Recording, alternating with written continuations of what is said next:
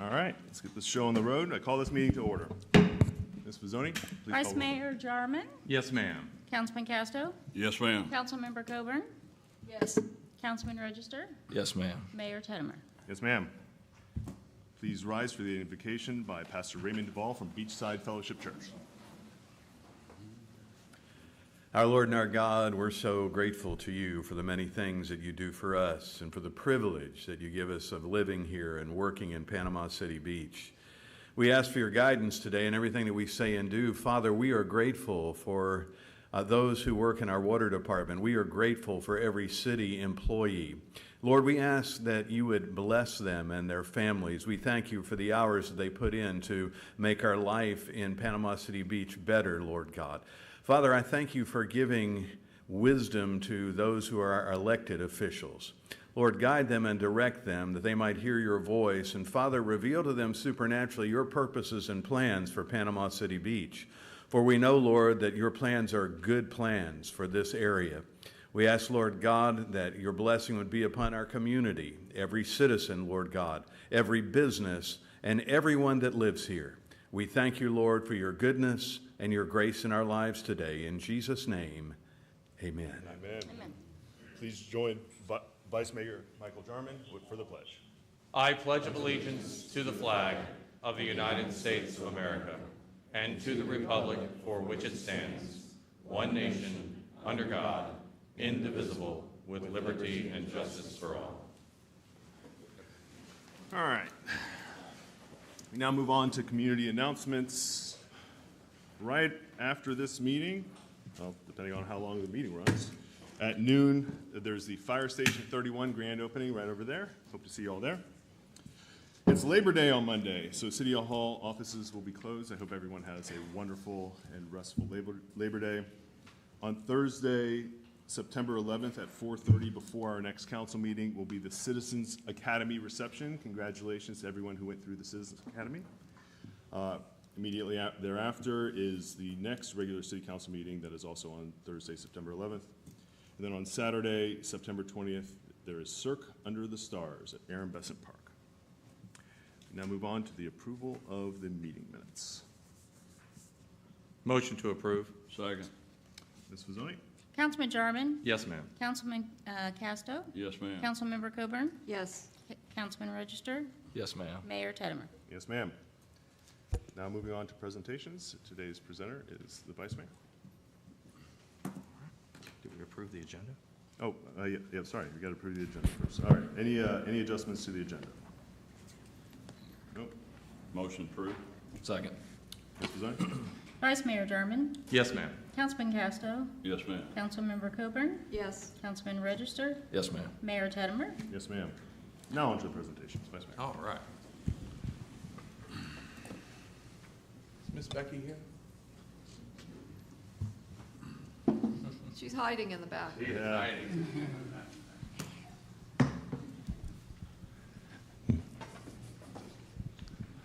All right. Miss Becky, would you come up here, please? Where are you? I'm right. Oh, my God. Oh, it's one of those days. What just happened? I think his glasses not just. I know. Miss Becky has served this city for 18 years. She started in 2007 and has been the face of this city, although I drew a blank today, has been the face of this city ever since that time. She has gone through, 4 mayors? Yeah. What is it? 4 city managers and 2 city halls. And she has remained the beacon of light for all that come to this city. She has dedicated herself as a public servant to not only the residents of this city, to the staff here at City Hall and the city at large, but also to all the guests that come in and look for information. And every Friday I try to come in and wish her a happy or a good weekend, and I am going to sorely miss that. And for all that know or don't know, Miss Becky has the best stash of candy of anyone in City Hall. It's in my middle drawer at the bottom. Yeah. You're welcome to it. So that is definitely going to be a change for all of us here. I did tell her that she could come back part-time because we changed the rules on that. I'm still going to try and get you to do it.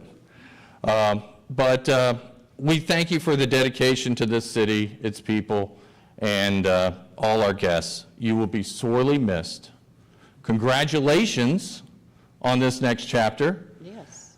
And we wish you the best. You have a great time, and know that everyone here loves you and just will miss you so much. I'm going to miss it. I am. You want to say anything? No, that's. No? It was tough for me to get through it. I'll break down. Yeah.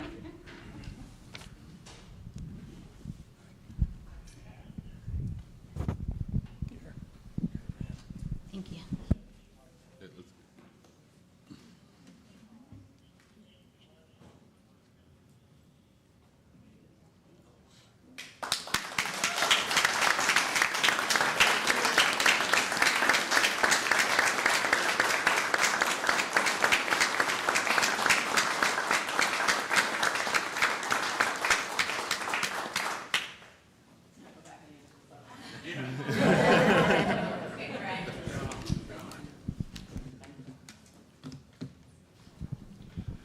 All right, Mr. Elias. Michael. That's a name I can remember. That's right. So the mayor, the city council, and staff would like to extend our sincerest appreciation to Michael Elias for dedicated service and commitment to the city of Panama City Beach for 15 years. Not quite up to Becky, but it won't be long before you are. Catching up. That's it. Well, thank you very much, sir, for everything you do. We really appreciate it. Thank you.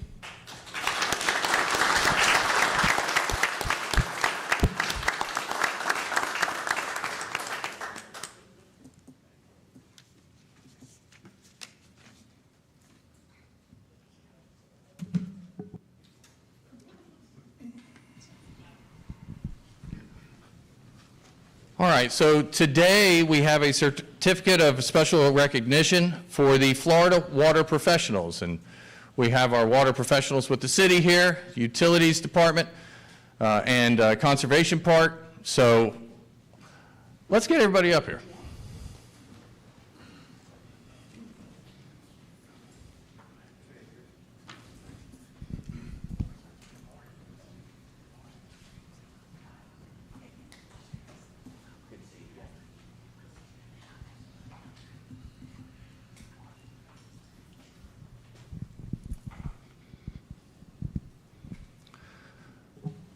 Y'all don't have to look like it's a lineup up there. I know. Whereas Panama City Beach City Council hereby recognizes and congratulates Florida water professionals, the Florida Water and Pollution Control Operators Association, a nonprofit established in 1940, supports Florida's water utility industry through workforce development, training, and certification to protect public health and preserve water resources. FWPCOA recognizes the critical role of water professionals designated essential first responders under Florida Statute 403865 by celebrating Florida Water Professionals Month and their dedication to maintaining safe water systems and environmental protection. Water professionals are classified as these essential first responders, ensuring the delivery of safe water and wastewater services during emergencies and disasters. Whereof, Panama City Beach City Council hereunto sets our hands and cause the seal of the city of Panama City Beach, Florida, to be affixed this day, Florida Water Professionals, 28th day of August, 2025. Gentlemen, ladies, thank you very much. Who wants to hold this? Right?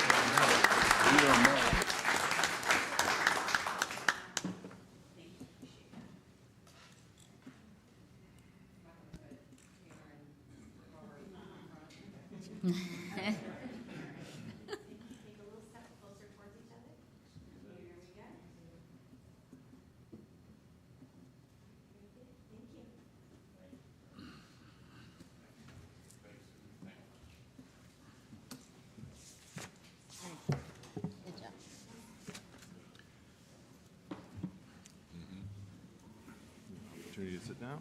All right. We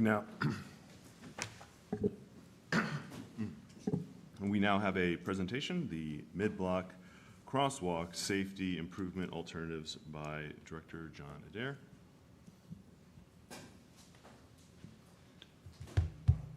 Let's say he didn't look like jumping. I was going to say. You also didn't see Becky, so. I know.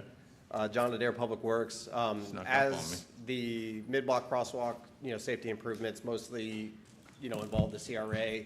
DRMP is going to be making the presentation, but I'll return afterwards to answer any questions and then also talk about the developments since we prepared this presentation. Thank you.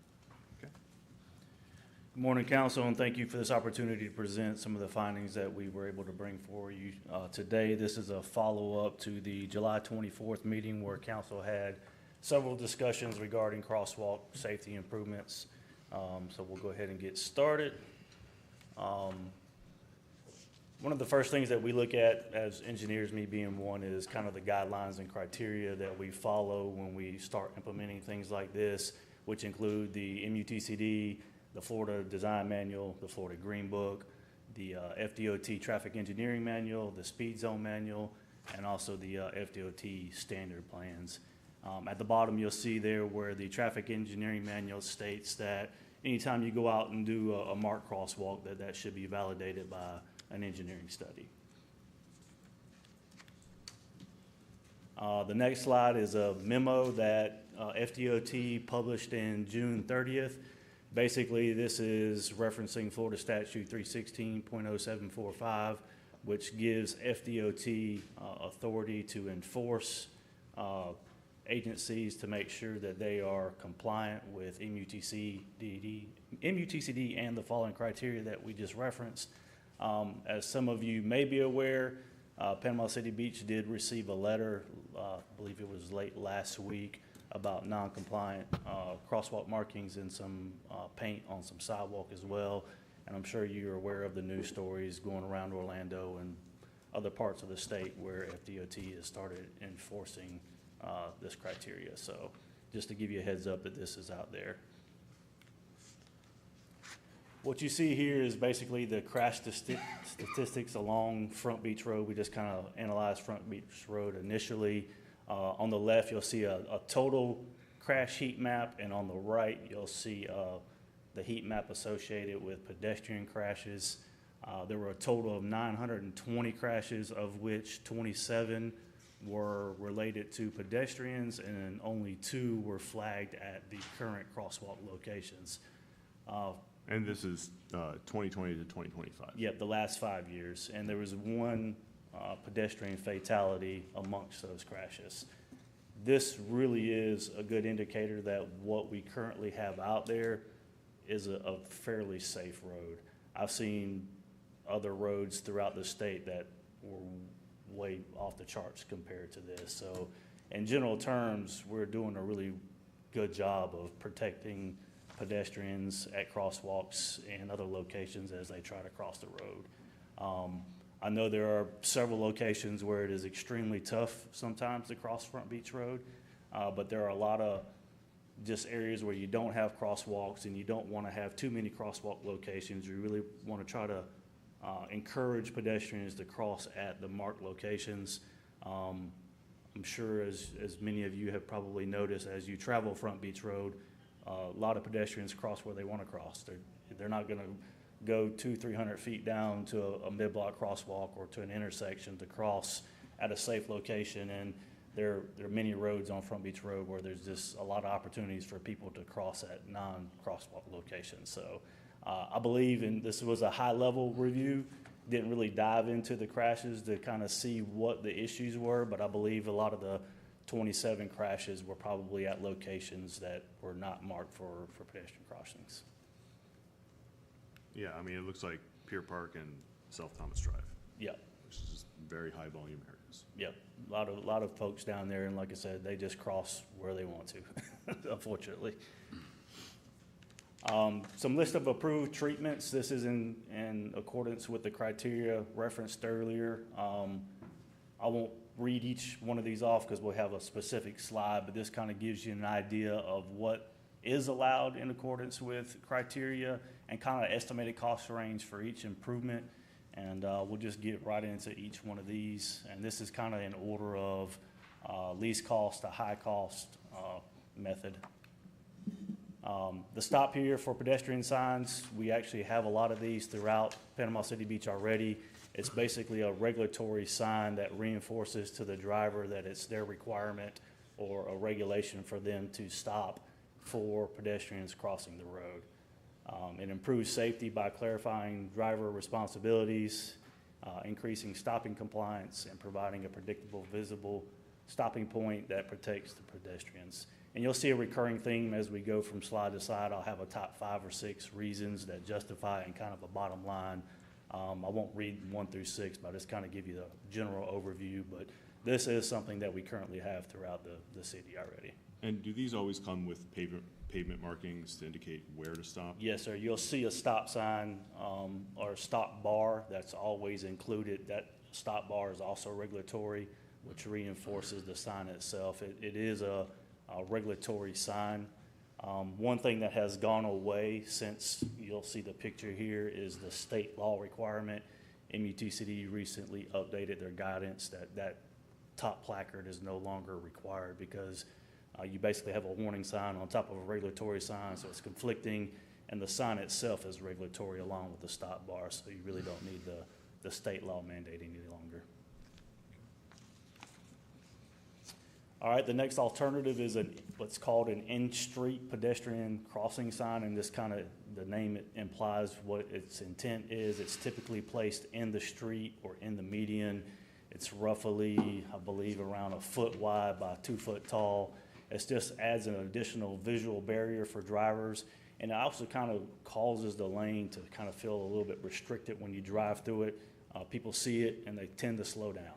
So any type of measurement where you can kind of encourage drivers to slow down at crosswalks is the #1 best thing practice to do. So just a sign. The biggest downside is long-term maintenance. These things get hit a lot. But that's with just about anything that you incorporate out there to encourage drivers to slow down. You'll see that also as a recurring theme is this maintenance of anything that we decide to put up. Tubular marker gateways, these are yellow tubular markers that can also be incorporated with the signs, specifically along medians and also in the middles along the double yellow stripe there. Once again, it's just a visual cue that tells the drivers, hey, something's coming up, cautious, slow down. Very cheap countermeasure, very effective, and also, like I said, a long-term maintenance issue is something that you will have to replace eventually. So Yeah, these things get hit all the time, they do get hit, yep. and they look really rough. But they do help save lives, so there's always a trade-off and a pros and cons to everything that we do, so. In pavement markings, these are just basically warning signs that are striped on the pavement in advance of the crosswalks. Just another additional cue to drivers to slow down, upcoming pedestrian crossway ahead, so. Special emphasis crosswalks, these are the ladder markings. This is something that has been around for quite some time and something that you'll see throughout the city already. So this is just something that the city's already doing and that we would encourage the continuation of, basically, so. Raised rumble strips, you typically don't see these at crosswalks, but it is a low-cost measure, countermeasure, that when you drive over it, your vehicle rumbles a little bit, and it gives basically a vibratory and audible cue to drivers to slow down. There's something coming ahead of you. Once again, these do wear down over time and would have to be replaced probably every 4 to 5 years, so. RRFBs, rectangular rapid flashing beacons. These are pretty much the hot commodity that most agencies are going to, especially at mid-block crosswalks. They rapidly flash. You can have the rectangular part, or like you can see in the bottom middle, you can also incorporate the flashers into the signs themselves. Once again, this is something that we have throughout the city. We do have some inconsistencies. We have a lot of areas that have them, and we have a lot of areas that don't. So one of the things that we would encourage is having consistency throughout the corridor. We come up with a plan for what we feel is the best solution to improve pedestrian safety and incorporate it across the board. Raised crosswalks. This is probably one of the more controversial ones you'll see. It's pretty much a speed hump, right? So they are great at reducing pedestrian crashes because it's one of the only methods that physically slow down a vehicle. And if anytime you can physically slow something down, you're less likely to have a pedestrian crash. So, but once again, would you want speed humps throughout your community, especially with the high number of pedestrian crossing locations, mid-blocks that we have throughout the city on Front Beach Road? The other deterrent for possibly not having these, it's emergency vehicles. They would have to also slow down. So if they're trying to get somewhere in a hurry, save somebody else's life for another reason, this may be a deterrent for not having these. I would say they're more ideal at high pedestrian locations where you may have like a university or just something that you need, special emphasis, not throughout the corridor, so. Yeah, and these, like many of them, I mean, they work all the time, even when there are pedestrians not there. Yep, So exactly. they'd be slowing down cars all the time. yep. Yeah. And roadway warning lights, I believe this was discussed at that July 24th meeting. It is highly effective. The main issue with this is long-term maintenance. They work for the first 4 or 5 years. They eventually get ran over by vehicles and just fade away. They're also have a high cost to them. So it's just, they're great. And they work really well mostly at nighttime when there's not a whole lot of other lighting throughout a project. So like in mostly dark locations. Once we get complete with Front Beach Road, we're gonna have roadway lights, overhead street lights. So that kind of diminishes the value of these just because you have so many lights along Front Beach Road and also just the long-term maintenance associated with them. Yeah, and in your cost range you have here, they cost almost as much as the raised crosswalk. Yep, So they're expensive. very I thought expensive. Jason, I thought they had improved the design of those where they would last longer, but they're still, I think the bulb style has changed over the years. They've went more to an LED, so the LED aspect lasts a little bit longer, but the maintenance of them just being hit and run over, you run over a light, you have electricity running in the ground, it's gonna get water in it, and it's gonna eventually short out and fade out. And like I said, it's just, they have gotten better, but I don't, for the amount of money that you have to invest in it, I don't think it's really worth I the think those are benefit. the most visible. When you see that flashing in the pavement, you know that Yep. somebody's getting ready to cross. Go ahead, sorry. All right, the next one is passive pedestrian detection. This is basically a infrared signal or that can detect a pedestrian when it's at a crosswalk. So it would basically automate the flashing sequence for you and does not require a pedestrian to basically physically push the button. I think this would be a great investment simply because when you go down Front Beach Road and you see somebody crossing the road, a lot of times they have beach chairs or coolers or carrying a child or something like that to where they cannot physically push that button. And you'll see some of these actually coming up on our Segment 3 project. These bollard styles will have some of these for the first time along Front Beach Road installed, so. Yeah, a decent number of our pedestrians don't seem to be aware that you can press the button. Right, and it's like I said, they have things in their hands, they have, they're looking for traffic, so they just fail to go push that button. They're more, you'll normally see the buttons at a normal signalized intersection, they're used to having to do that there, but at a mid-block, like you said, they just fail to see the button and then neglect to push it, so this, I think, would be a great safety improvement and incorporate that automatic detection. Does that sensor show or pick up on the intent to actually cross the street as Yeah, opposed it's- to going? That's a good East question. west. I'll have to check into that. It's supposed to kind of detect somebody kind of stalled and standing there and kind of pick up, these detection measures have come a long way in the past couple of years, and And it that's can in tell the addition to a difference. button? That's in addition to a Yes, button you with would, a you would button keep both. Okay. You would keep both, yep. Yeah, you don't have to dance underneath it to get to light. Right. Well, I mean, somebody walking Yeah. east-west, Yeah, you know, yeah. instead of north-south, that wouldn't affect that crosswalk. Yeah, the bollard style is really more towards that fact, because you're basically crossing a line and it's reading the body temperatures and things of that nature while you're standing there. The overhead, I would have to do a little bit more, And it's not either background. or, it's in addition to. correct. It would be in addition, we would not eliminate the push button Okay. aspect. Just in case these fail, you want to kind of have redundancy built in. And which one did you indicate, maybe coming in segment 3 already? The bottom picture, The bottom picture? that's an example of what we will have on segment 3. Okay. All right, going on to some of the more expensive options, the next two are the pedestrian hybrid beacon. This is basically a traffic signal without it being integrated into your other signals. It's an overhead feature and is one of the more expensive options. This is basically recommended at locations where you have a lot of pedestrians crossing the road at a singular location. So this would not be something we would recommend across the board, just where you probably have 100 or 200 or so pedestrians crossing at a given location. So a lot of agencies opt not to go the hybrid route just because more folks are accustomed to a traditional traffic signal, and it's not that much more expensive to go to a traffic signal since you're already going overhead anyway. So it's just a slightly cheaper option than a traffic signal. Okay, yeah, that's what I was gonna ask. What's the difference between that and your next option, the traffic signals? It's just not integrated with your other signals essentially. Okay. Yep. Makes sense. So the last option is the mid-block traffic signal. Like I said, this is basically essentially the same as the pedestrian hybrid beacon.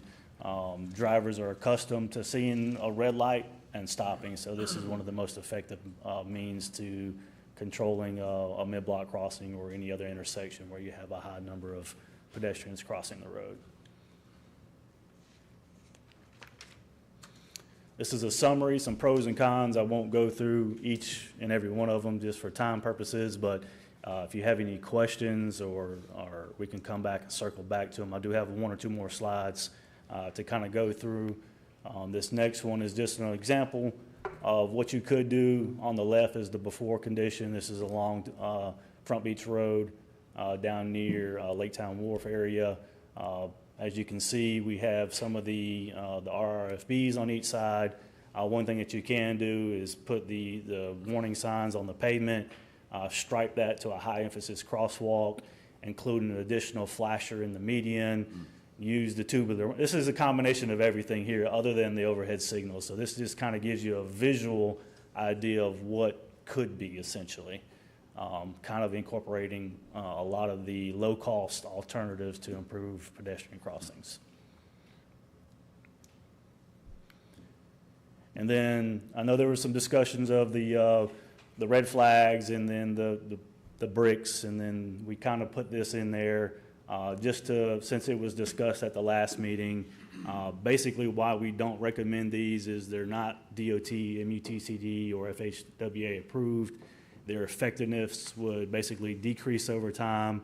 The flag and the brick actually would require the pedestrian to pick them up and cross the road, so you're relying on the pedestrian to engage in the activity itself. They'll eventually go missing or get stolen at some point. Potential hygiene concerns. And then the foam brick was actually a pilot project up in Vancouver that they went through, and they actually experienced some driver aggression there. So where drivers basically started honking their horn and driving erratically, and we don't want to encourage What are they any. supposed to do with this brick? It's a threat. Throw it at the car that Yeah. hits you. So it's supposed to, Yeah, you basically hold I up a thought it brick was a and they joke. think you're gonna throw it at them, so they're gonna, Let's not spend too much more time on this. yeah, you do that around here, then Yeah. there's consequences. But there's also some new technology coming out with 3D objects, but once again, that can cause erratic driving behavior and folks to swerve off the road and things of that nature. So just kind of letting you know that we did explore other alternatives outside of what the typical guidelines allow for.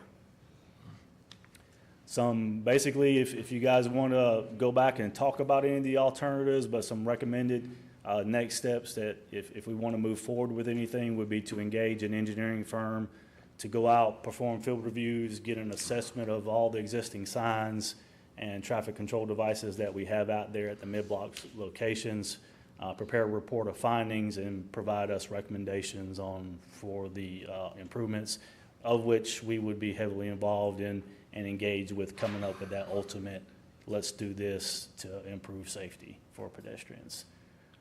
We recently conducted a mid-block warrant study on segment 5. There were 13 locations on segment 5, 11 of which met the warrant criteria, which is basically 20 pedestrians in any given hour.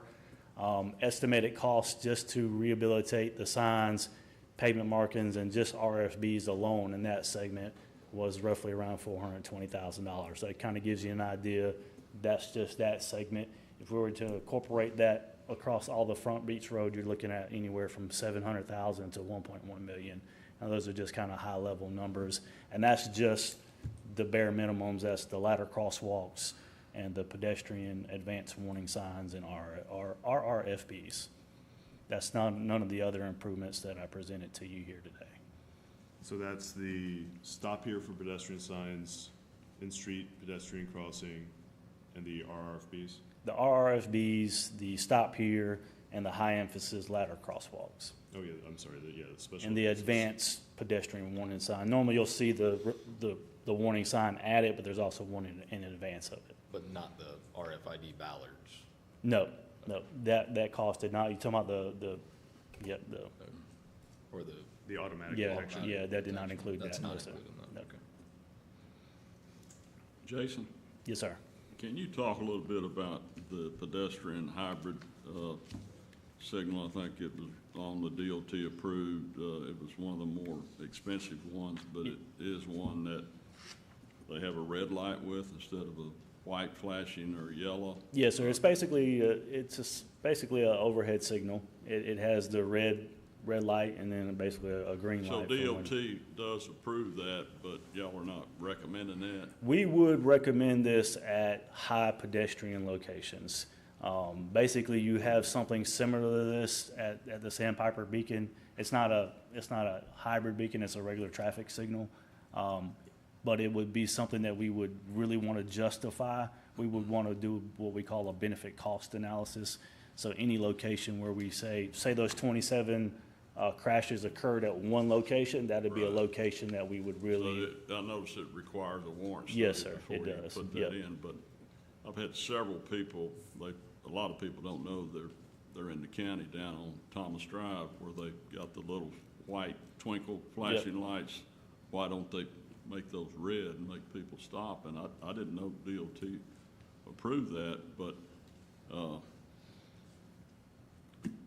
why don't they do that? It backs traffic up? Is that one of the reasons? I heard that maybe they wouldn't do it.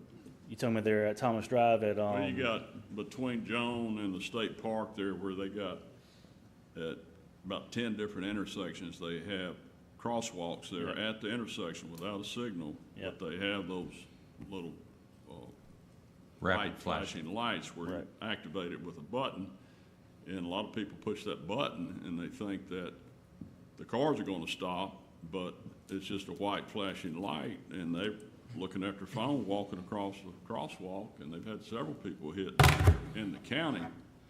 And I just don't wanna make that same mistake here, because we are creating a more, pedestrian-friendly community and Right. gonna have a lot more pedestrians on our sidewalks. But you've done a great presentation, but I just wondered why we're it goes back not to. using any of the red to stop them. It goes back to it having to meet the warrant criteria in order to install something like this or a traffic signal. If you don't meet the warrant criteria, then you basically don't. So basically, what you're saying, if we go back, if we do, and you've done a great job and make me feel better about that you guys are on top of it, but if you do have a particular spot where you have a lot of incidents or a pedestrian problem crossing, that you would go back and put one of those there if possible? We can evaluate that location if there's a high number of crashes at that location to see if it meets the warrant criteria. If it meets the warrant criteria, then that's something that we should consider, Okay. yes. Thank you. But the issue is we don't really have, as you can see from the crashes, we don't really Right. have a high number of, we have 27 crashes over But pedestrian we are crashes. widening our roads where they're gonna have further to travel, like down Yes, Thomas sir. Drive, they got a 4-lane all the way there. Yep. And they got 60 feet that people are out there in the middle of the road Yes, without a safe zone, a median to take 2 lanes at a time, you Yep. know? So I just didn't want us to make that same mistake they've made. And there is a, like I said, when that sign flashes, it is a regulatory responsibility, and I know the driver fails to do that a lot. But down around Lake Town Wharf, around that area, that, you know, you have some of the cops go down there and sit there, and you can see that definitely helps, so. Right. If we could maybe speak with our local law enforcement about enforcement at these locations as well, that may help go a long way as well. But we can definitely go through and identify areas where we have more pedestrian crashes and kind of focus in on those. But in general, we're doing a pretty good job of controlling pedestrian crashes. I mean, just looking at the pedestrian crash heat map, it's Pier Park and South Thomas Drive. Yep. Now, I have one quick question, and this is going to piggyback, because I was going to bring that up as well. So the regulatory responsibility is for cars to stop to let pedestrians go across a crosswalk. Yes, sir. So why yellow? Why not red? Why are the flashers yellow? Why are the flashers yellow? Yeah. That's a good question. I'll do some additional research on that. That's just historically what they have been. Because most drivers, yellow is speed up. Right. So, I mean, yeah, in my opinion, if our goal is to stop cars for pedestrians, those pedestrian lights should be flashing red. Right. Yes. That's something I'll check into. That's just historically what's been approved by the FHWA as the color they decided to go with. Okay. And just for the record, if we do the flashers, I'd like the full sign flash as well as the 2. Yeah, so And the regulatory stop condition is actually, as you can see from this picture, prior to. so that's where you're required to stop. And maybe I just explained it to myself, but at this location is just a warning sign. Right. So that's why the flashers are yellow to correspond with the yellow. But you still want them to stop. You still There's want a them to little stop. stop sign there, Yeah, so- you still want them to stop. Still could be regardless. red. Yep. Can you go to that one where I don't know if it was AI or what before and after picture?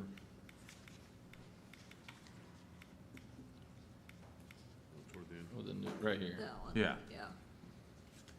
That's a mixture of what would be included in the, Yeah, the we talked after is just about. kind of a mixture of the more low cost and the RRFBs.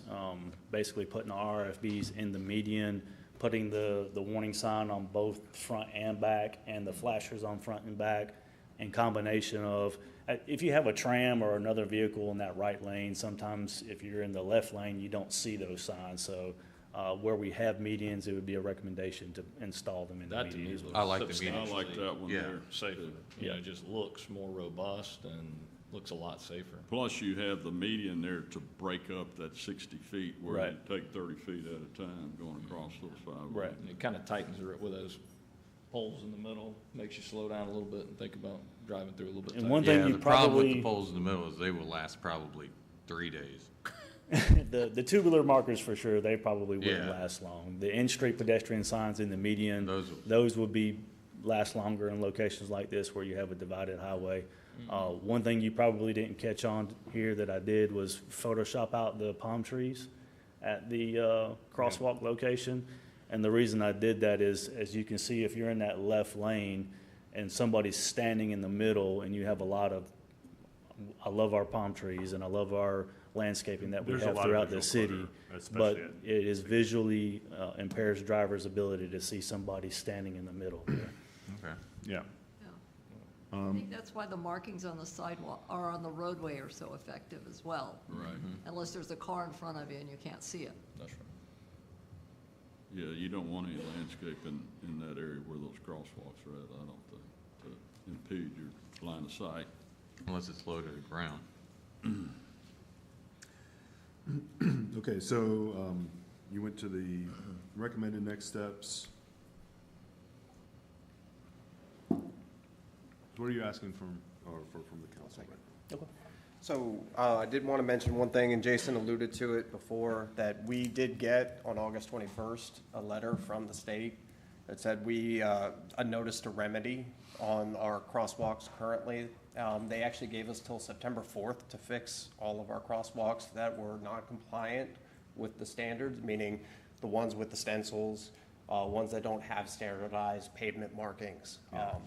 So what you will see coming for you tentatively, we discussed it with the state, and we're trying to get an extension till December in order to do it, but we kind of saw this coming, and we didn't expect it to come so fast. But we already had in the pipeline a request for qualifications for continuing services for striping. That bid opening was last Thursday, where it's currently in review. Our intention is to bring that before you at the end of September to award that. And so we're going to use that, the contractors that come from that to go ahead and meet this regulatory requirement, because in their letter, they said if we did not, they would do us and they would bill us. So whatever we end up deciding, as far as what the final, direction would be on this, I think at the minimum, we have to do the high emphasis crosswalks striping. So we'll get that in now for the ones that are non-compliant, just so we can meet the regulatory guidance that was pushed on us. Okay. Can you go back to that before, after? So I think it was 3 before. Yeah, that one right there. I mean, it's got a number of safety features. It's also incredibly visually cluttered, It is. especially with the combination of the stripes across, the pedestrian in the ground, signs up here, flashers up here, signs in the middle, things in the middle of the street. That's all gonna become background noise at some point. This is, It will. you're just gonna see a bunch of junk. Really, we wanna focus people on the pedestrians. Unless it's flashing red. Well, so the flashing, I think the flashing lights and then focusing on the pedestrian, I will say these yellow pedestrian signs, I think, to me, just look like visual clutter. Yeah. I've had indications, talking to some staff, that the stop here signs with the mark is very effective for people to know when to stop. So and we're already doing that. That works. I forget what it's called, the ladder, the special emphasis crosswalks. I thought those were just standard, so. They pretty much are. It's Yeah. Just keep doing those. I think it's really, we like and interested in the council's opinion, the RRFBs, the flashing signs, especially all around the sign, not just the little lights.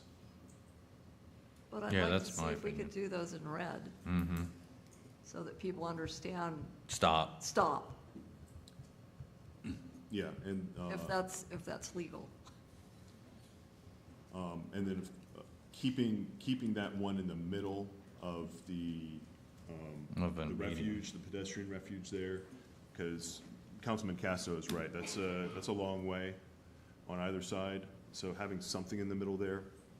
And if we don't have a pedestrian refuge where we have do we suspect we'll have a pedestrian refuge most places we're gonna have a crosswalk? And There- pedestrian refuge is just the concrete.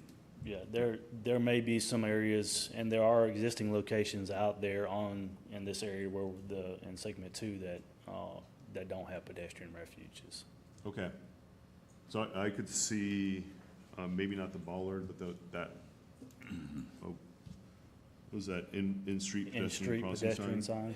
Yeah, I could see that there. We'll see how long it lasts. Are you talking about the little one? The little ones. Yeah, the little Yeah. ones if we don't have a pedestrian refuge. We do need to remember, we're not traffic engineers up here, we're just making suggestions, and I had a traffic engineer tell me one time the hardest thing in the world for him to do was to tell us no, so if we say anything that's not legal or not a good idea, don't be Now, afraid. these are all great solutions. I wouldn't have put something on here if we weren't allowed to do it. The one thing I'll have to check on is the red versus the yellow flashers. Totally, that strikes me as It's a great strange. question. I was told that if every single one of them was red, that you would back traffic up to Youngstown. So I don't know whether that's why they don't want to put them there. Well, or like I not. said, They gotta the- stop anyway. The That's what regulatory our- requirement that's is for what them my to stop, Point so. was, Yeah. Yeah, but Councilman Kessel's right. So we do like the flashers, or the flashers. I think my main point is, let's not visually clutter our intersections and make sure that if there's a long crossing, there's something in the middle there to keep the pedestrians safe. And I think in the current CRA design, most of the crosswalks have the refuge. I think. The intent is for them Yeah. to have the refuge. There are some locations, more specifically where you have an intersection that's really close to this, where we may have a mid-block Where you crossing. send them to the intersection? Yeah, where they're turning on the side road, or you're allowing for left turn movements that restrict the presence of an actual median. Yeah. Are we going to have a flood of these businesses that are going to come back and say they want one of those red signals in front of their motel like the neighbors got? Or how are we going to determine where to put them at if we start doing some of them? I would say if we get any feedback from the community, first and foremost, they need to meet the warrant criteria. If they don't meet the warrant criteria, I do not recommend putting them The up. same as DOT, they only allow Yep. one every 1,000 feet. Yeah, or you don't want something. to red light every Yeah. so That's often either, exactly you know, right. so, Then you have your traffic problem. yeah. What is the bare minimum that we're required to have for a crosswalk? For just for actual mid-block crosswalk itself, it's 20 pedestrians in a 1 hour No, I mean, period. what kind of markings do we need? At a minimum, so DOT, basically, they have what's called a crosswalk in the traffic engineering manual. You go to this crosswalk, and it'll tell you for this type of situation, this is the minimum, and these are some optional improvements that you can have. Minimum are for just an unsignalized mid-block crosswalk, are your RFBs, your high-emphasis crosswalks, your advanced warning signs, and also the stop here. That's the minimum. So that's what we're going to be required to do to bring our crosswalks up to standard? No, the letter that came out was more about the Graphics. artistic pavement markings that you see, you know, the not meeting, If you our look at blue that before crosswalks. picture, the before picture, it's got artwork in it, that's what we have to Yep. remove. It's got the starburst and the moon, those have to come out, so we have to go to something more practical with the crosswalks on the right. Those locations where we have some blue crosswalks painted throughout the city, Yeah. those don't meet criteria, so those have to be removed. That's what the letter was enforcing. Ah, okay. And we thought that was a good idea back then when we. did Probably it, was at the right? time. Yeah. It's good till you get caught, I guess. We're caught up in a whole bunch of other stuff. Yeah. One thing I wanted to mention, that currently all of our RFBs are the dual flashing ones. I don't know, and maybe Jason does know, if we could retrofit them to have them to be the full thing. That would be something we'd look into, but we would have to replace all the ones we've installed and are currently installing. So that's just something to consider. I don't know if they can be retrofitted or if we'd have to do a full replacement on all. Probably have to replace them as well. Is kind of my guess, but I just want to caution, if that's the direction, then we can move forward with, you know, whatever the council pleases. I But like those, but I don't know how, it's probably more expensive to retrofit the ones you got than just the Well, old ones. like Jason was saying, our current, you know, estimate for the 13 on segment 5 is, you know, is I think $450 to $500,000 to bring all of that up to compliance, and also includes the RFBs. So it's not a cheap alternative, and if we were to have to replace, I think we have 100 crosswalks or so in the segment. So, you know, we can expand upon what we have now, but to also go back and change all the ones that we currently have. That would, and it'd be an additional cost over and above the 1 million that Jason was talking about earlier. I personally like this beacon in the middle that flashes the RRFB in the middle, so you got three. Because sometimes you're driving, you're looking straight ahead, maybe you have a bus next to you or Right. whatever else, that could potentially, whatever's gonna end up being in this lane to our right here. Having that one in the middle, to me, gives you 3 points of reference as a driver to see something flashing. I do like keeping it a little cleaner, like the mayor said, but having that one in the middle, I think, would be. Okay, that one in the middle is, especially as they get bigger. I think Yeah. We're all agreed on that, man. I do think John is asking for specific direction about retrofitting versus when we do the new installations going with the squares? I would say find out if we can retrofit and what our cost is looking at for the retrofit, or going forward, those types of signs. That's my suggestion. Yeah, I think it's worth getting the specific numbers on that, what it would cost to Absolutely. replace all of them versus just going forward. And I know from my own experience is that having that larger surface area of flashing light is much more effective than two little beacons. Biggest thing for me is consistency across the entire tourist corridor. Exactly. So whatever we decide to do, that it looks visually and aesthetically exactly the same to the driver, so they know as they go through our tourist corridor, that's a crosswalk, and it's overabundantly apparent that's exactly what that is. We agree 100%, and that's why I wanted to bring up, if we wanted to go with the ones all around going forward, my suggestion would be to retrofit them all so they were consistent, and so I just Okay. wanted to bring that to your attention. Well, I think we're all in agreement for that desire. Let's see how much it costs. You got it. Is there anything else you were asking for us from, based on this discussion? I guess just direction would, if The you would rest want of us to engage an engineering company to go out and do an assessment and come back with those recommendations and alternatives and costs. That way we have a little bit better idea of what that would take to kind of do that as a whole. We can do that segment by segment, road by road. For Front Beach Road, we could possibly look at eliminating segments 4.1, 4.2, just because they'll be going to construction in a couple of years, kind of game planning, things like that. Just kind of overall, if you have direction on which way you would like us to move in. Yeah, I mean, I think it's worth going and evaluating all Front Beach Road except for the 4.1, 4.2, which we've already done. Those plans are already in the pipe, and we're gonna talk about those later. But we just did segment 5, or 3. 3. We just did segment 3. Do we wanna look at 1 and 2? So my question is, when you say bring in an engineering firm to look at them, are we bringing an engineer firm to see if we need to add additional or just redesign the ones we have? There's some out there that meet current criteria. So basically, their purpose would be go out, do a field review assessment, document the existing conditions that are out there, and if, maybe look into the retrofit option to see if we can add, the actual sign with the flashers going around the sign, just to give us the tools that we need to make the decision to move forward. It would be very similar to what happened on segment 5 versus our last ward study. They came back with recommendations and costs for the 13 that we would have, so we would know.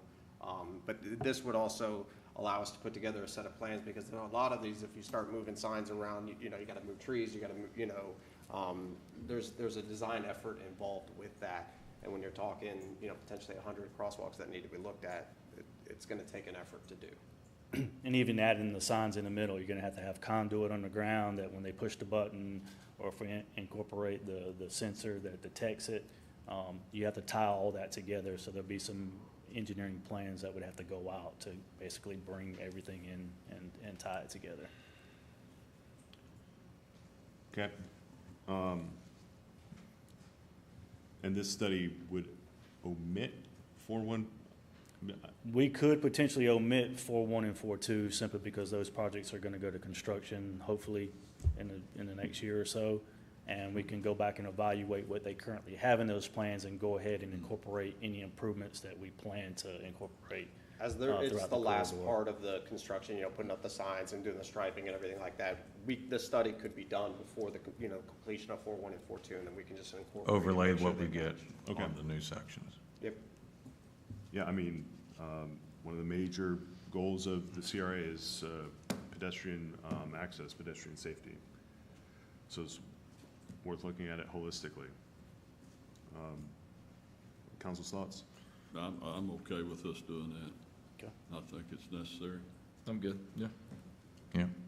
Okay. So Send out the document to get an engineer and, put out a request, Yeah. RP for Yeah. an engineer to do the design evaluation and options and.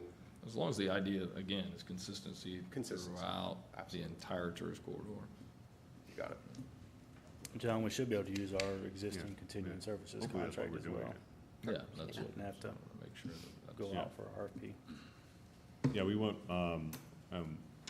as Councilman Register indicated, we want to make sure that when you're driving up and down Front Beach Road, everything looks the same, so there's consistency throughout. If that includes the retrofit, just let us see the cost for that. You got it.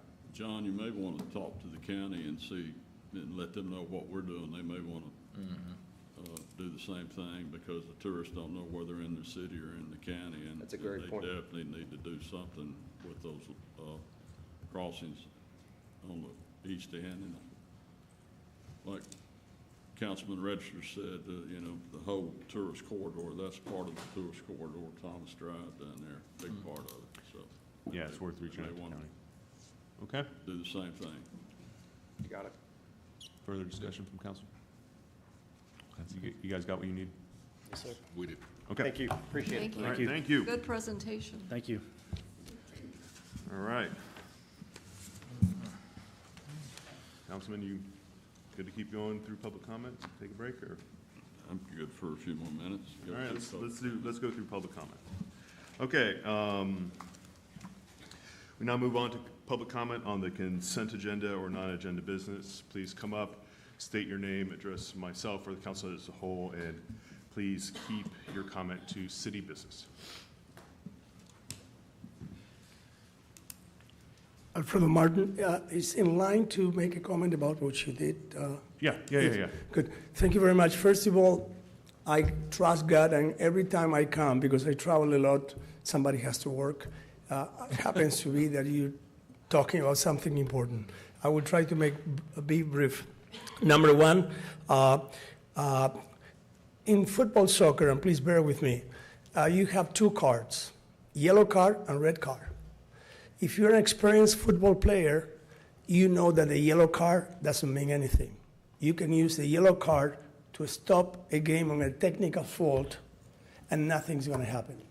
A red card, you're out. On your point, when you cross the street, if you see a yellow light, you accelerate, or if you're a pedestrian, you slow down because you're afraid. That's number one. Number two, thank you for your service. What you're trying to do is from Nautilus to the pier, pier on the east is a nobody's zone. It's a no man's land. Between Lantana and the pier, the first thing you need to do is enforce the speed. I know you cannot paint it overnight, but if anybody would sit there, or we'll see the cars going 45, 50, 65 miles an hour. The other thing is, the reason why people might not cross that street on that area is because they are afraid. Number three, I live on the beach, so it doesn't affect me much, but I have hundreds, thousands of neighbors on the north, okay, the Bahama Beach, and if you recall, they tried to get the golf carts, which is, I don't agree with that, but they really need, nobody from Bahama Beach is here, but they need a pedestrian. If you stand there any day, you'll see kids, people trying to cross the street, they're afraid to cross. These pickup trucks and cars are going 35, 40, 50 miles, and nobody stops. Even if you put something temporary there and also make something permanent later, it will be great, because those people need to live too. If you concentrate your resources where the people are, what's going to happen is you're going to get more people there. What you want to do is spread the tourism. You want to spread the quality of life. And the last thing, because I have only 19 seconds, is I suggested in the past, if you need to do some pedestrian crossings in an RC form with colors or whatever, we can get volunteer artists to complement your job. But please, from the pier to Lantana, it has to be taken care of. Thank you so much. All right, thank you, Mr. Martin. All right, Mr. Beck, you've repeatedly brought up non-city items in your comments, so if you bring up non-city items in this comment, I'm going to ask you to sit down.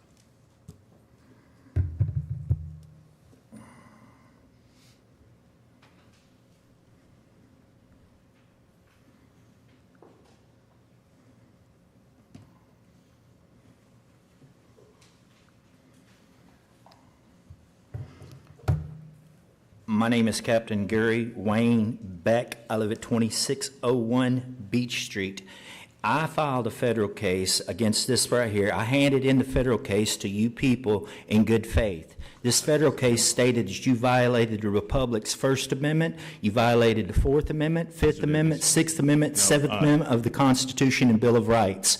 During the meantime, in the Bill of Rights, we have a thing called excessive fines. I don't think you can get much more excessive than taking an elderly lady and charging her $16,000 to clean her front yard, and that's 1 day's labor. And then we get to the strong-armed extortion part of it, where you put her in a room and tell her that she owes $42,600 for 1 day labor. And then when they do show up for that day's labor, you take her personal belongings and tell her you're going to take it to the Goodwill. During the meantime, I filed that federal case in good faith. It's the judicial misconduct that's carried out in the 14th Judicial that there's no record of the federal case. But however, we do have the record of the fact I handed it to y'all in good faith. During the meantime, we have to deal with the fact that we're a constitutional republic founded on that, and there's no way that our servants, you're supposed to serve the people. Instead, you are torturing the people. Extreme torture. And why is that? Let's see. Let's go back to what Corporal Chance said. Sadomasochism and bestiality. That's the beginning of it. That's where it all started with me when they violated my constitutional rights. And then we have to get back to what happened to the child. It saddens me because Mr. Beck, that you've indicated happened outside the city. You don't know where it happened at. During the meantime, I have outside complete evidence. I have complete evidence of sexual perversion within our government. We have multiple men that dress like women. Okay, sir. And during the meantime, am I lying? I've seen him dress like a woman. Sir. I've seen him. At the Marlin tournament, he was there with Griff Griffin and the man that. Sir, please sit down. Why? I'm telling the truth. I seen it with my own eyes. Down. And then we got the man of the Mr. week, Beck, which please is sit down. Okay. Chief Telemonte, Mr. who Beck refuses to investigate the fact that the man that molested the child still calls me on the phone. Come on, Chief Telemonte, you proud? You gonna walk me out, ain't you? You've got violated every constitutional right I have, and I just tried to show you the freaking where they called me on the phone on Easter Sunday. You got to be proud of yourself, ain't you, buddy? I ain't worried about it. Y'all guys are the ones that violate the Constitution and Bill of Rights, not me. Okay, further public comment?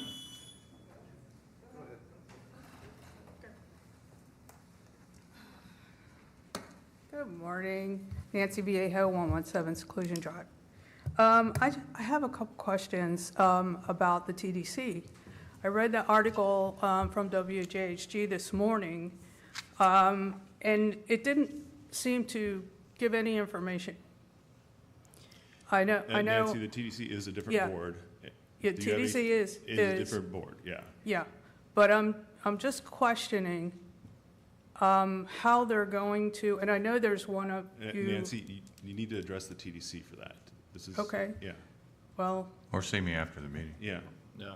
Okay. I serve on the TDC. Whoever is on the TDC, is it you, John? Yeah, I'm okay. Both of us are. Yeah. And both of you? Yes, I'd like to speak to you after. Sure. Sure, yeah. Okay? All right, thanks. All right, thank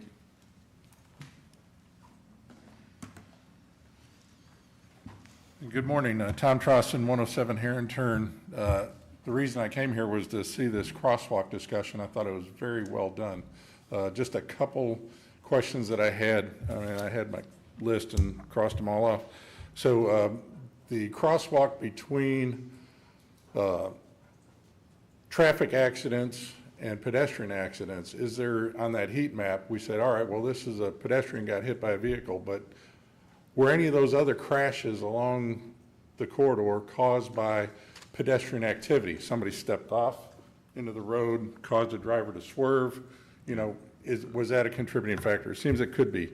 And then for those pedestrian encounters, the accidents, were those during high traffic seasons? Were there any kind of issues at those two specific locations where maybe a barricade along the sidewalk during high volume events that controls pedestrian traffic can help reduce some of those conflicts?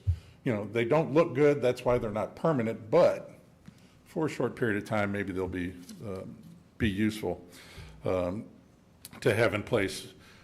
On the state coming down to say that your roads aren't marked properly, I've got a comment to go back. I put it in through the C-Click Fix. North Glades Trail at Back Beach Road, where the winery and the Murphy's oil station in, those lanes are improperly marked or not marked at all going northbound on North Glades Trail there. And C-Click Fix, the city said, hey, that's a state issue, so poke them back. The other thing is the Citizens Academy, you mentioned that, we're at the next city council meeting, we've got that reception, but it was a great thing that I knew everybody that stood up here from the water department and sewage treatment plant because I got to go to their office space and see them. So I really enjoyed that entire effort that the city staff put out to have that Citizens Academy. I encourage that you continue that program. I thought it was very beneficial. And like I said, I knew everybody that was up there because, like I said, I've been to their place of work. I've been to a lot of places of work here now in the city because of that academy. And I just want to congratulate the entire city staff on putting that together. It was very beneficial, 8 sessions, 2 hours apiece, time well invested from my perspective. And I'm talking about your time and the city staff's time that was well invested to get the understanding out there amongst community members, because I reach out and I talk to the folks that I influence and let them know what a great impact that was. But I just want to say thank you overall to the city staff and for you all supporting that effort. Thanks. All right. Thank you, Mr. Trustin. Okay. Good morning, Mayor and Council. Michael Stein-Kirchner. I'm going to do the final comment, hopefully on the crosswalk, unless somebody has something else. But there's only one other light that will get more attention than a yellow light or a red light, and that's a blue light. We have a condo down in St. Pete, Clearwater, where they do traffic or crosswalk stings. And it's been highly, highly effective. They do it usually the week before the main tourist season, and they engage with the PIO, and they put a big story about that. They wrote 750 tickets for people blowing through a crosswalk. So, you know, that may be something for the PIO and maybe Chief Tao to get with those folks and do a crosswalk sting, you know, the week before we go into mini season next year. So just an idea. The other thing, I know we're going into approving the budget later today. One of the things that I just wanted to bring the public's attention to, and I do this with his permission, is applaud a city employee. Mr. Michael Martin has been with the city since 2022. Mr. Martin administers $80 million to $100 million worth of grants that tremendously benefit the city along, you know, many things. And again, I'm going to share this with his permission, and I do have that. And I know the city may not be able to comment on this, but people don't know he goes through several hours of dialysis every single week. He's been looking for a kidney for 5 years. And it may not necessarily be, and I get emotional because I donated a kidney 5 years ago, and the impact that it has had on my life is tremendous, as well as to the recipient. But, you know, he deserves the city's full support. You know, he goes and works a full, you know, day and then goes and does that several hours. So I don't necessarily know if the public and everyone knows what Mr. Martin does, but I just wanted to applaud him and bring that to the city's attention. Thank you. Thank you, Mr. Steinkircher.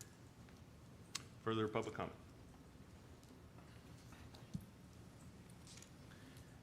Timothy Randall, 806 White Oak Court. I've only been here one other time, and that's when the city wanted to put a mask mandate on all the restaurant workers, which I came up here and spoke against. I didn't think it was necessary.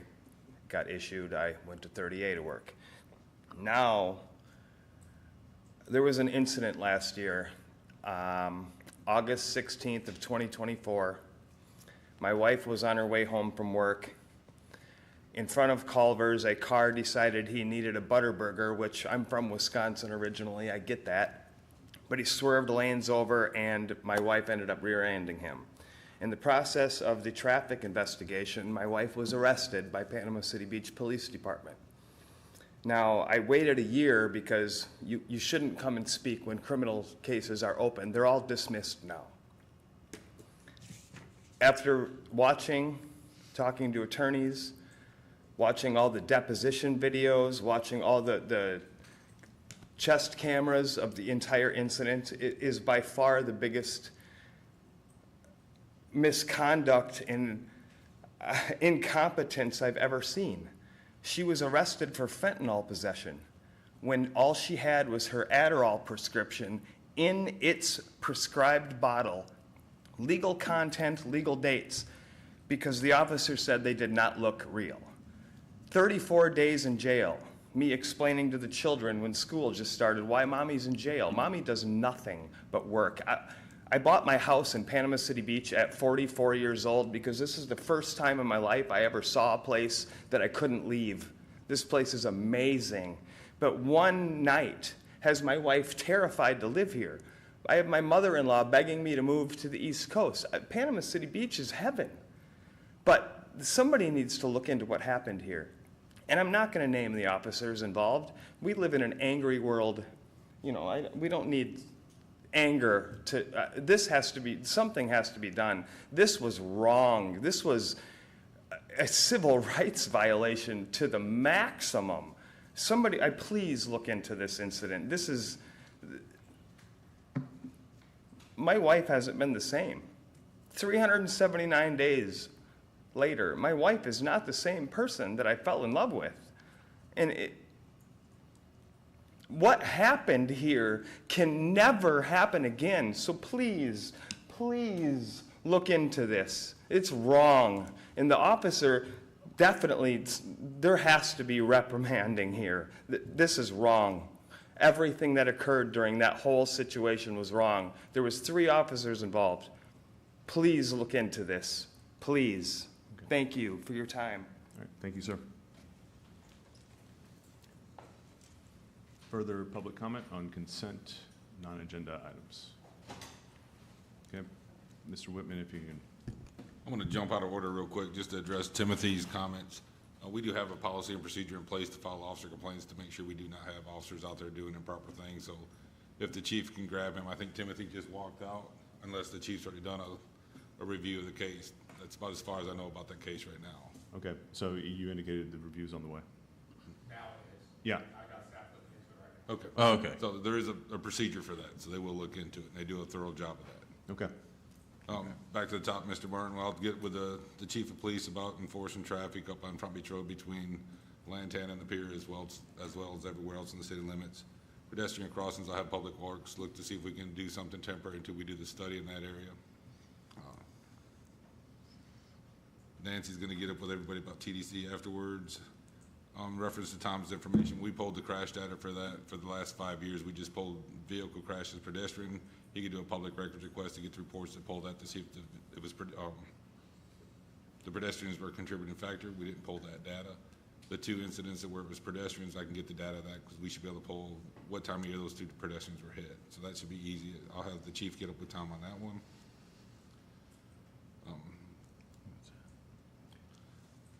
In reference to Michael's comments, I won't reply to Michael Martin's health things, but he's very cherished amongst the city employees. His department head takes very good care of him. The city watches out for him. He's an asset to our city and does an amazing job. So I'll leave that at that. And I already talked about Tim. So. Okay. Yeah, thank you, Mr. Steinkirchner, for highlighting the role Mr. Martin plays.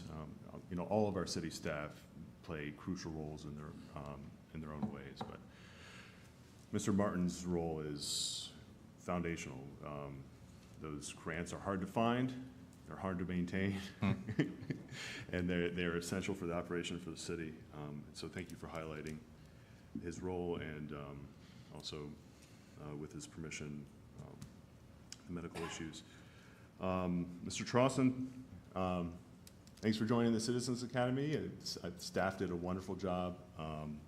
You know, that initiative was a success because of the folks who participated throughout. Staff putting on good presentations, making sure the citizens were engaged, and the citizens coming engaged every week, filling out those forms, making you know, the evaluations after every event or after every meeting so that we could continue to tweak it. So good job all around on that. Happy to support that initiative. You did indicate some of the striping things on Back Beach. I'll go take a look at that. I'd be happy to, I wonder if state has C-Click Fix. And then barricades, I think that'd be based on an analysis of the traffic data. Mr. Martin did bring up something interesting, many interesting things, but one thing particularly stuck out is when we do the crosswalk study, especially right there from Nick's Pizza, that area, there are no crosswalks there, so you would expect fewer crossings, just because there's nothing to indicate, there, you would be discouraged there.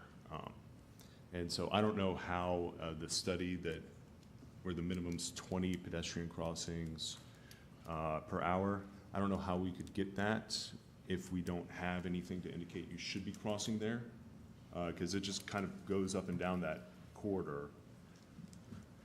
So I don't know how that could be captured. I think it's a point well taken. We'll sync up afterwards, Mr. Martin. I think the heat map kind of. Yeah, the heat map maybe. That's a high volume. It is a high volume area. So maybe something like, you know, every certain amount of space in addition to high number of pedestrian crossings. And we'll have a retention pond with parking facility there, so that almost dictates the crosswalk there. Yeah, if I recall that's. I would imagine. Yeah, well. I'm no engineer. If I recall, the crosswalk is gonna, there is gonna be a crosswalk there, but it'll be Front Beach Road. Okay. So. Oh, you're talking on Middle Beach? No, I think Mr. Martin was indicating a little bit further down, so, you know, near where Salty Goat. Oh, okay. Yeah, so there's, I mean, that entire neighborhood does kind of go through some folks from Salty Goat, some folks from the church there. So I don't know how we could indicate that. Ms. Viejo, we'll get up with TDC afterwards. How about the TDC? I think I've covered everything. Is there anything, other comments from the council? I think it's all covered. You got everything? Okay, right. All right, let's take a 5-minute recess. We'll be back here, let's say at more than 5 minutes at 10:25.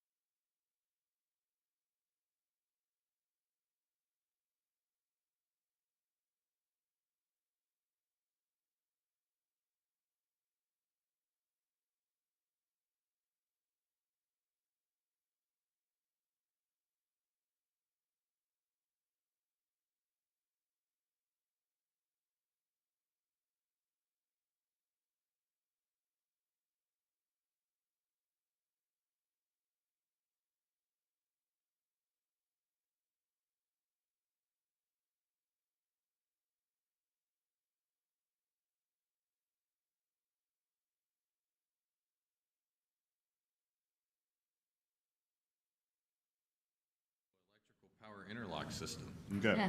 We've heard so much about it.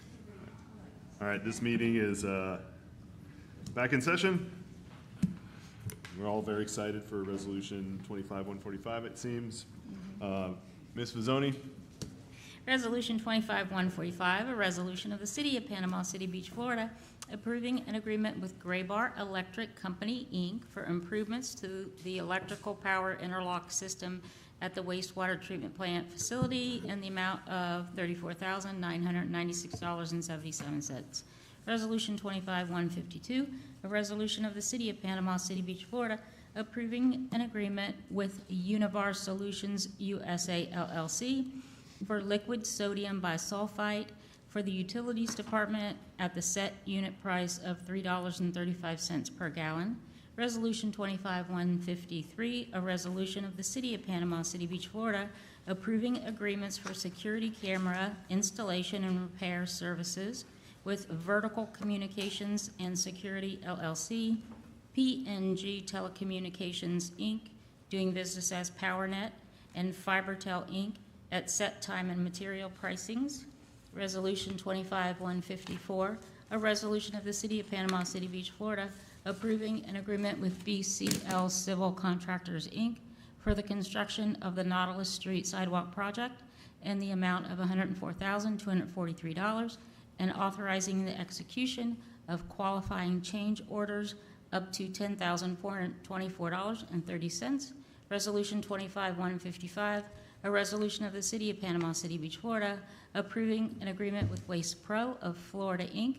for grit rags and debris hauling and disposal services for the Utilities Department at set unit prices.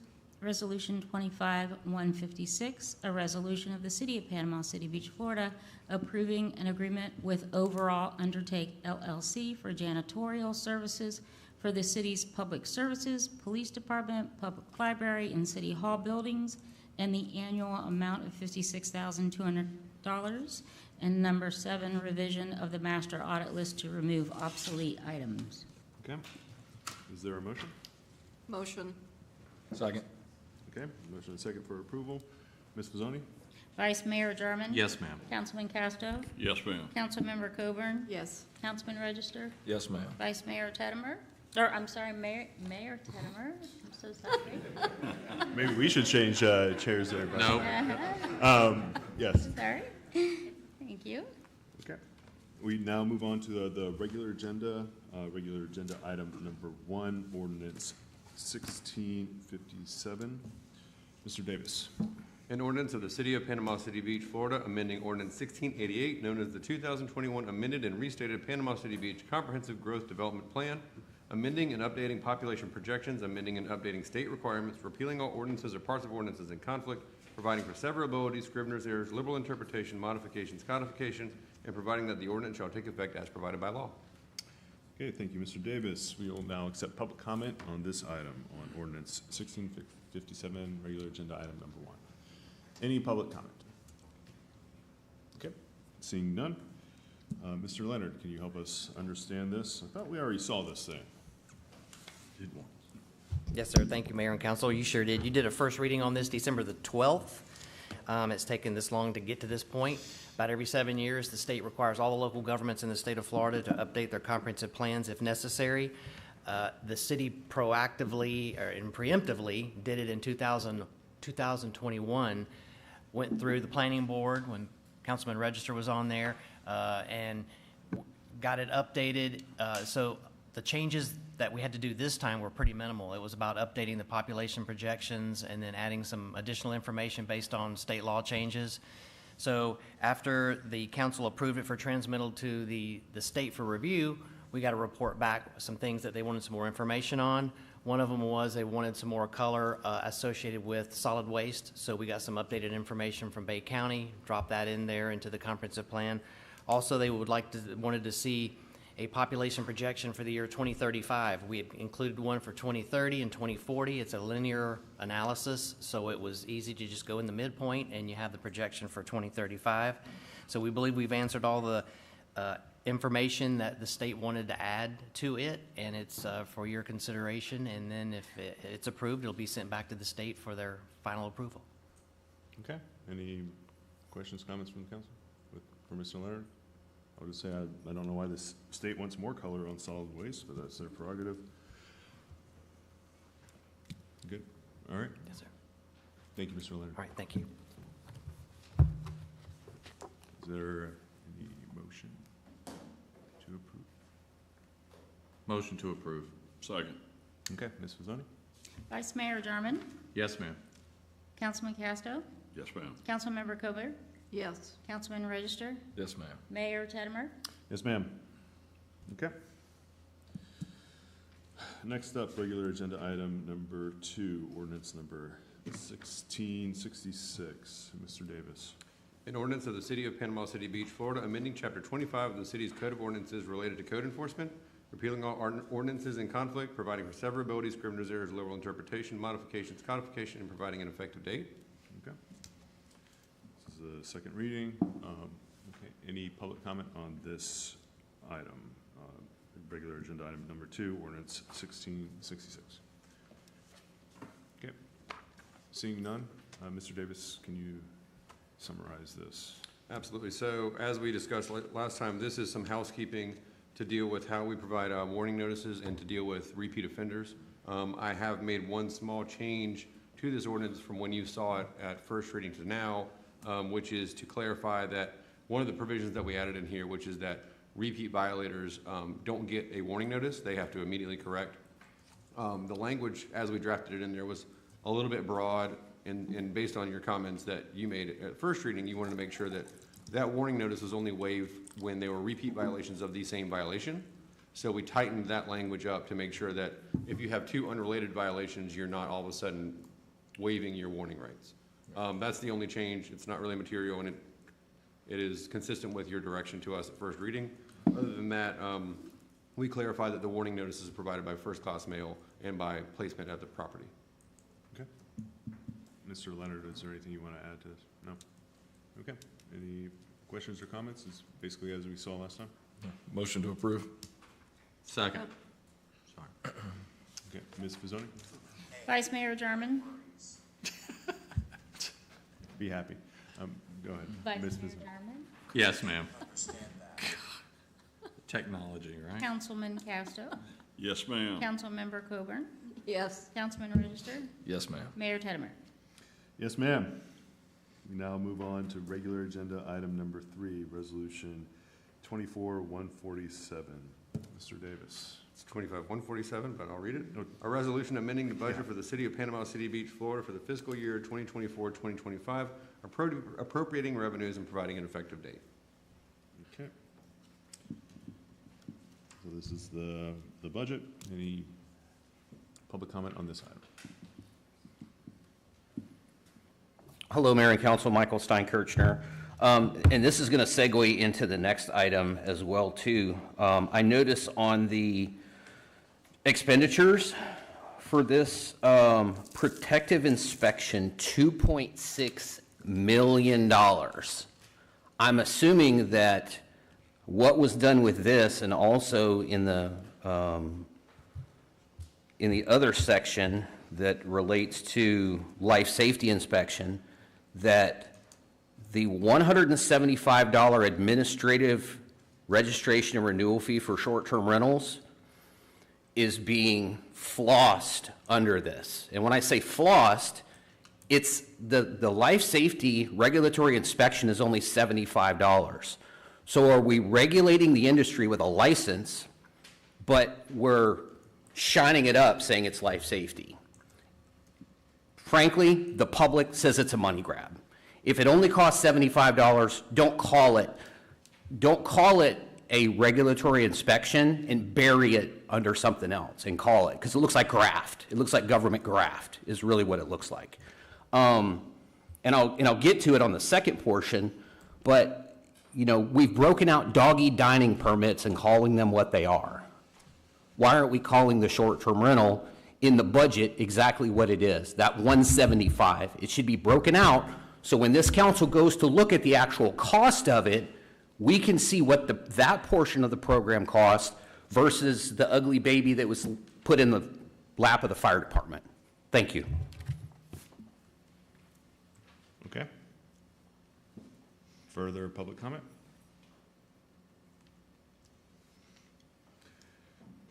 Okay. Ms. Gibson? Could you generally indicate how we do budget items? How we choose, for example, the doggy dining item versus, Well, these are the codes set by the state of Florida manual code that we use, and that's what we set our coding, our revenues by.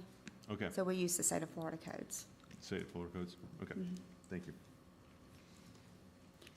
Okay, so the this resolution actually amends the city's 24-25 fiscal year budget.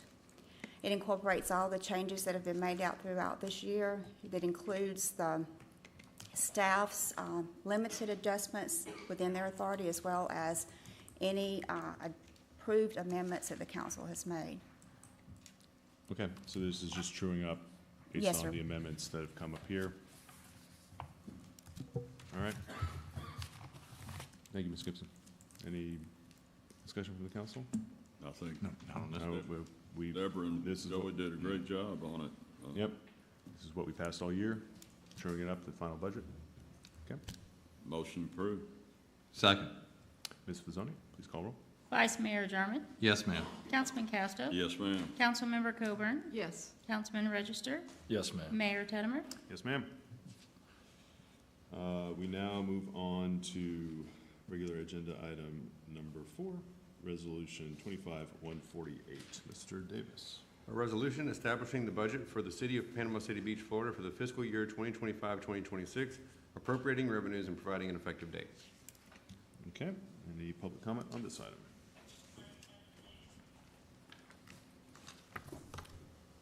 Good morning, Mayor Council. Michael Steinkirchner. Again, I reiterate the fact that the budget item for life safety inspections is misleading. It should not be categorized as that. It should be bifurcated into a separate code. Just because the city has determined not to adopt it, I believe they can go to the state and look for that. Signage on parking, signage on trash pickup, all of these things that are incorporated into the short-term rental ordinance have nothing to do with life safety. So don't call it something that it is not. It could go under, which goes back to this entire thing, that this program should never have been placed under the fire department's jurisdiction. There's no jurisdiction in the United States besides Bay County and Panama City Beach where the fire department runs, or the fire inspection department runs a short-term rental program. The reason they don't understand the rules. There are properties right now that are being passed with the VRC through this funding, and it's related to the funding, so I'll stay on topic. They are not compliant with state law because the fire department does not understand the regulations. They're registered in another district, not this district, District 6, but because the fire department doesn't understand the regulations, they're passing them. It's not my place to throw those property owners under the bus. But if you're going to operate a program and fund it to the tune of $2.6 million, operate it effectively. This should be moved out of the fire department. They should perform the life safety inspection. The administrative portion should go somewhere where we can evaluate what the true cost is versus it just being going to stuff the city's coffers. Thank you. Okay, thank you, Mr. Steinkirchner. Further public comment? Mr. Whitman, can you address the fire inspection fees? That's where we place the short-term inspections. I think they do an amazing job. Legletter does an amazing job keeping up with the state statutes and the requirements. This is the budget workshop. I mean, we went through this during the budget workshop. If Mike wants to sit down with me, the chief, or Sean, we can do that to address his concerns. But this item is to approve the overall budget that we spent a whole day on the budget workshop with. Indeed. We had, I believe, no public comment during that time? Okay. Quick thing. If Mr. Steinkirchner wanted to see in detail on the budget short-term rental, how difficult would that be for finance to pull that out? Actually, with the short-term rentals, we're working on a Okay, and so for the audience watching, they're working on an analysis now. Yep. Okay. Okay. That's all I have. All right. Motion to approve. Second. Ms. Mazzoni? Vice Mayor Jarman. Yes, ma'am. Councilman Casto. Yes, ma'am. Councilmember Coburn. Yes. Councilman Register. Yes, ma'am. Mayor Teddemer. Yes, ma'am. Okay, moving on to regular agenda item number 5, Resolution 25-149. Mr. Davis. One sec, sorry. A resolution of the City Council of the City of Panama City Beach, Florida, and ex officio as the governing body of the Panama City Beach Community Redevelopment Agency, making findings of fact, amending the budget for the Panama City Beach Community Redevelopment Agency for the fiscal year commencing on October 1, 2024, and ending on September 30th, 2025, establishing the budget for the Panama City Beach Community Redevelopment Agency for the fiscal year commencing on October 1, 2025, and ending on September 30, 2026, appropriating the use of funds shown therein as stated in Pier Park and Front Beach Road redevelopment plans for each such fiscal year, and providing an immediate effective date. Okay, thank you, Mr. Davis. Any public comment on this item? Seeing none? Ms. Gibson? I don't know why you sat all the way in the back. Sir? I don't know why you sat all the way in the back. It's my exercise for the day. Okay. I was gonna say, she's getting her Getting the steps steps. in. Yeah, getting the stuff in good. To get my steps in. Okay, this resolution addresses the Community Redevelopment Agency. Within this resolution, it amends the fiscal year 24-25 budget for the CRA, and it reflects any of the necessary changes to revenues and expenditures, and it also establishes the 26 CRA budget. And under compliance with, and we prepare this in compliance with section 163.387 of the Florida statute, which requires that the CRA funds are appropriated annually and that they can only be used for purposes that are planned within the redevelopment plan. Okay. Thank you, Ms. Gibson. Discussion from the council? Motion to approve. Second. Ms. Mazzoni? Vice Mayor Jarman. Yes, ma'am. Councilman Casto. Yes, ma'am. Councilmember Coburn. Yes. Councilman Register. Yes, ma'am. Mayor Teddemer. Yes, ma'am. Okay, we now move on to the city manager's report. Anything to report? Just real short, I want to congratulate Miss Becky. I know she's in the lobby watching this, so I hope she enjoys her retirement, has a fun and fulfilled life. And for the second part, I'll turn over to Miss Holly for an email about Parks and Rec from yesterday. Yeah, we just want to congratulate Cheryl Joyner and her staff, and to let everyone know that the Florida Recreation and Park Association presented them with a Small Market Excellent in Sports Tourism Award. So we think they're excellent, and apparently so does the FRPA. So Wonderful. congratulations. You do a great to them. job out there, Frank Brown. Very nice. Beautiful. Ms. Cheryl. Thank you, Ms. White.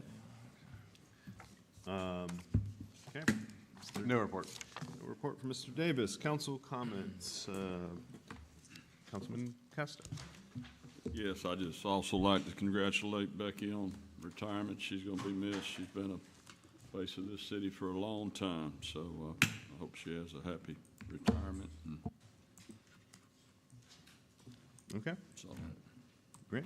good. Councilman Richardson. I'll just share those same sentiments and wish everybody a happy and safe Labor Day weekend. Enjoy it. College football season is finally back. If I'm the only person excited about that in this room, but I'm excited to see that back. But congratulations, Miss Becky. That's awesome. And also Ms. Joyner, she's been with us a long time and does a tremendous job. So really, really well-deserved recognition. Absolutely. Councilmember Coburn. Very exciting news for Parks and Rec, and kudos to our team over there for all their hard work. And good luck to Miss Becky. I'm sure she will enjoy her retirement. Who knows, maybe she'll run for office. There you go. When one door closes, another door opens. That's it. She may be sick of the city at this Yeah, I know. I was about to say. She lives on the other side of the bridge. Oh, okay, well, okay. there you go. And just There's wish offices over everyone, there. Yeah. wish everyone a healthy and safe Labor Day weekend. All right. Vice Mayor. Just, echoing the congratulations, Ms. Becky, on her retirement. And, it's great to see Cheryl and the crew out at Frank Brown recognized for the hard work and the great work that they do over there. That's an exceptional recreation facility that, you know, a city of our size, you know, doesn't see. And so they take great pride in that, and it's great that they got recognized. Wish everyone a very safe and enjoyable Labor Day weekend. Yep. I'd like to echo the sentiments of the council. Frank Brown and Parks and Rec is a jewel. Congratulations, Ms. Becky. The only thing I wanted to add is I became aware that it's someone's birthday today.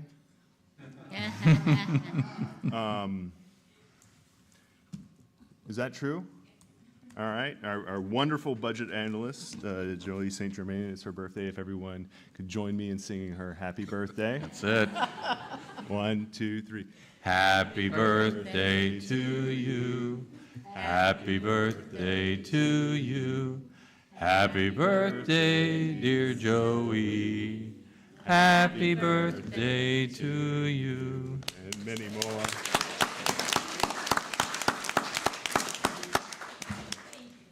All right, I will see hopefully everyone at the fire station opening, and the next meeting is Thursday, September 11th at 5 p.m., but get there 30 minutes early for the Citizens Academy reception.